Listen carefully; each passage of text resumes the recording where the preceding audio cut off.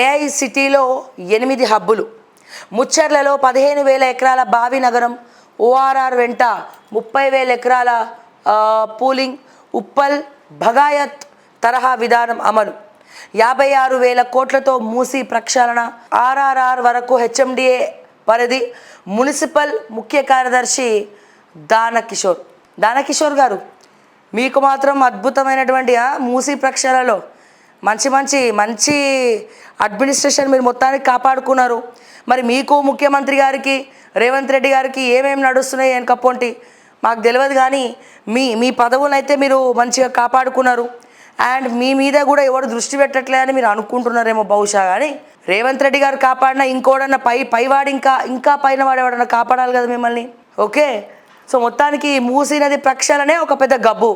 150,000 కోట్లు ఎందుకు పెడుతురో అర్థం కాదు.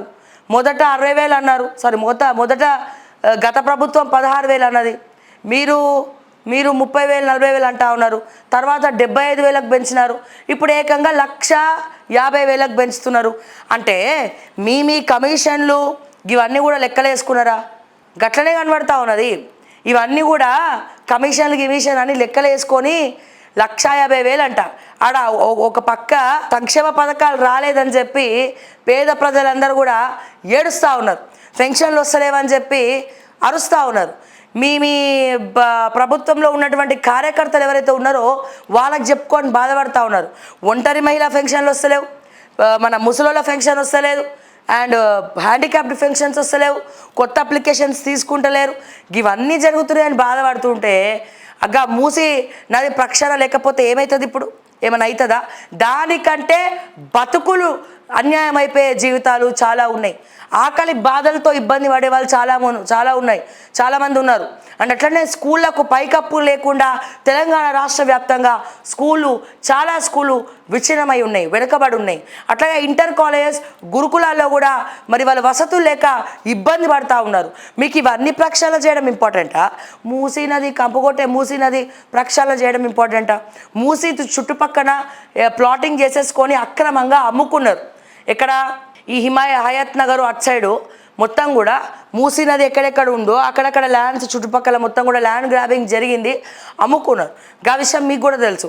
ఇప్పుడు అమ్ముకున్న వాళ్ళు ఆల్రెడీ ఇల్లు కట్టుకున్న వాళ్ళని పిలిచి అరే మీ డ్రైనేజ్ సిస్టమ్ అంతా మూసీలకే పోతుంది, అన్నీ కూడా మూసీలకే పోతాయి. మీరు ప్రక్షాళన చేస్తే ఏడికెళ్ళి షురూ చేస్తారు ఫస్ట్గా చెప్పండి. మళ్ళీ ఇప్పుడు ఏదో కొత్త ముచ్చట దానకిషోర్కి అయితే మంచి ఫండ్స్ వచ్చే అడ్మినిస్ట్రేషన్ మాత్రం అట్లనే పెట్టుకున్నారు. ఈ కొంతమంది ఐఏఎస్ ఆఫీసర్ ఉన్నారు.